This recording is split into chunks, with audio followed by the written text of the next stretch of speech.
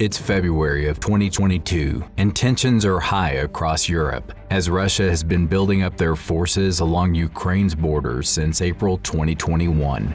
And whilst some forces were withdrawn in July 2021, a significant rebuild-up of Russian forces begins in October 2021, which then brought the total number of troops by 24th of February 2022 to over 100,000. These Russian forces stretched from the Belarus-Ukrainian border to the Russian border with Ukraine. Throughout this time, Russia had dismissed concerns of their military buildup, and instead insisted that they were only conducting training exercises and had every right to deploy any number of troops they want within their own borders. Soon after, Russia begins making diplomatic demands beginning in December 2021, such as wanting assurances that Ukraine would not join NATO. After more demands, these diplomatic tensions would reach a boiling point as in the morning of the 24th of February 2022, President of Russia, Vladimir Putin, announces a special military operation into Ukraine, with the aim of denazifying Ukraine and protecting the Donetsk People's Republic and Luhansk People's Republic.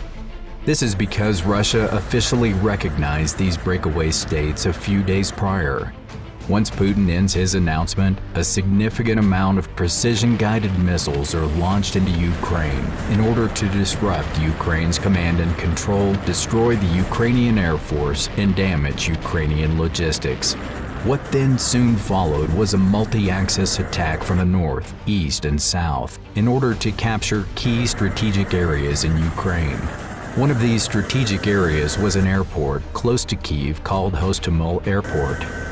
The Hostomel Airport is a key strategic objective because it is located about 10 kilometers or 6.2 miles northwest of Kyiv. Therefore, capturing this airport would give Russian forces an opportunity to create an air bridge and allow for a rapid deployment of further troops near Kyiv, and to also bring any other needed supplies. The Russian Airborne Forces, or otherwise known as the VDV, are given the task of securing this airport and accomplishing this vital mission. At around 8 a.m., the sound of helicopters begins to shake the ground as civilians look in shock to see a helicopter formation of between 20 to 30 Mi-8s carrying possibly hundreds of VDV soldiers to the Hostomel Airport. It's also reported that these soldiers are from the 31st Guards Air Brigade and the 11th Guards Air Brigade, which are elite paratrooper units. While these soldiers are transported, Russian attack helicopters are sent from Belarus and begin striking the airport in order to soften the Ukrainian defenses. This was no easy task, as these attack helicopters were under intense fire from both small arms fire and man-portable air defense systems, which are also known as manpads. Furthermore, because the air assault is happening during daytime, these helicopters are much more vulnerable. However, this is also to the benefit of Russia, as it helps to compensate for their lack of night vision and assists in strengthening coordination. Furthermore, the CIA had warned Ukraine that the Hostomel Airport was a target, but the speed of their air assault still threw the Ukrainians off guard. Nevertheless, a Russian Ka-52 is eventually hit on its third strafing run by a manpad, and the pilots quickly eject.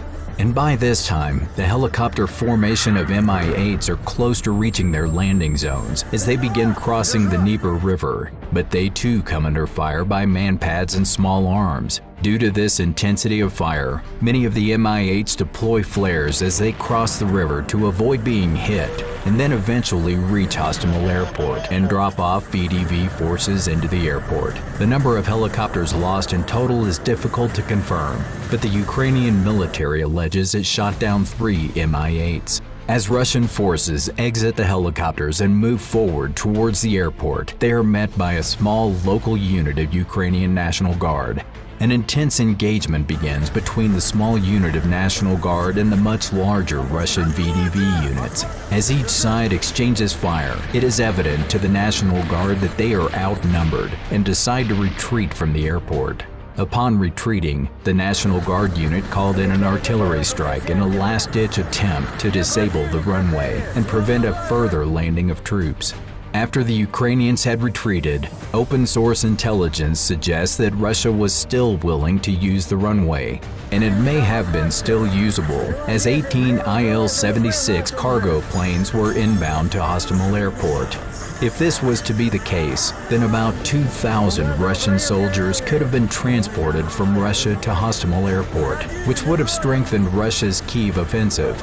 Unfortunately for Russia, this opportunity would never happen, as shortly after, Russian forces came under fire from a Ukrainian counterattack from the surrounding areas of the airport. Some of the units that assisted in the counteroffensive were the Georgian National Legion, Ukrainian Special Forces, and the National Guard unit who had previously retreated.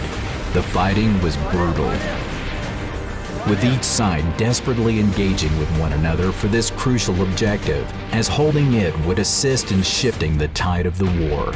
As the battle continued, the Russians became aware that they had little to no air support, as air superiority had not been achieved yet. Therefore, the Ukrainian counterattack became even more difficult to stop, and eventually the Russians found themselves being pushed back by the Ukrainians. Unconfirmed reports also suggest that the Ukrainian counteroffensive were also assisted by the Ukrainian Air Force, as Ukrainian Su-42s were seen attacking Russian positions.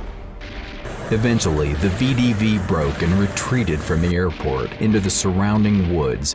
It is alleged that the fighting was so intense that a Georgian Legion commander by the name of Mamuka Mamulashvili ran out of ammunition and decided to use his car to run over retreating Russian troops. Nevertheless, the airport was recaptured, and the inbound Il-76 cargo planes were rerouted back to Russia. The Ukrainians were no doubt relieved by their success, but their plans would only be temporary, as the next day Russia sent a mechanized force, which had managed to find its way to Hostomel Airport from the Battle of Ivankiv and also survived repeat ambushes on its journey. The mechanized unit would end up expelling the Ukrainians from the airfield and allow Russia to reclaim the airport. But the airfield could not be used, as the damage was too severe and thus rendered the airstrip unusable. Furthermore, the airport continued to be contested for the next following weeks. But finally, on April 1st, the Russians withdrew from the airport as part of their larger withdrawal from around Kyiv. The aftermath of this battle was that it showed Russia did not successfully reach its objective, as the airport became unusable due to the resistance the Ukrainians showed. Furthermore, it assists in painting a clearer picture of how Russia struggled in decapitating the Ukrainian government with a swift and decisive battle plan. This would then be one of the numerous factors that contributed to Russia's invasion being drawn out and not ending in a couple of days. It also illustrates Russia's operational failure and how Russia overestimated their operational capability. A lack of coordination, equipment, and support contributed to the decimation of the units involved in the first assault. In contrast, the Ukrainian resistance at Hostomel Airport proved pivotal in preventing the capture of Kyiv. Strong resistance and the will to continue fighting helped to push back the Russians and shift the momentum to Ukraine. Furthermore, it shows that Ukraine was underestimated by the Russians and that they are able to put up a resilient fight. Nonetheless, the Battle of Hostomel Airport will be a battle that will be remembered in history.